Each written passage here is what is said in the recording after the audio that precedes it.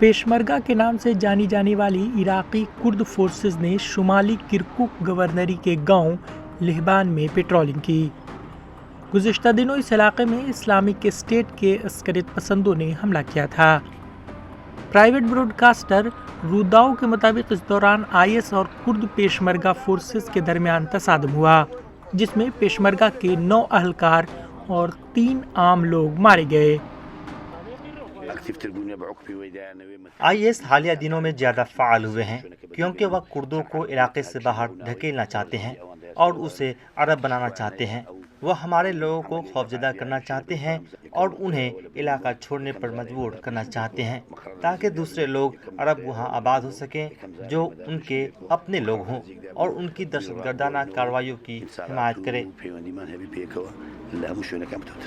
Kurd forces को Kurd इलाके और बगदाद में वफाकी हुकूमत के दरमियान मुतनाज़ा इलाकों में तैनात किया गया है।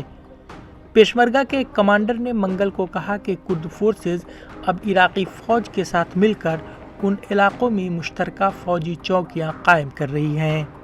आईएस के अस्करियत पसंदों ने शुमाली इराक में मुतनाज़ा इलाके पर हमले करने के लिए सिक्योरिटी खला का फ़ायदा उठाया है। हम पेशमर्गा और इराकी फ़ौज के दरमियान एक इलाका नो मैंस लैंड में हैं।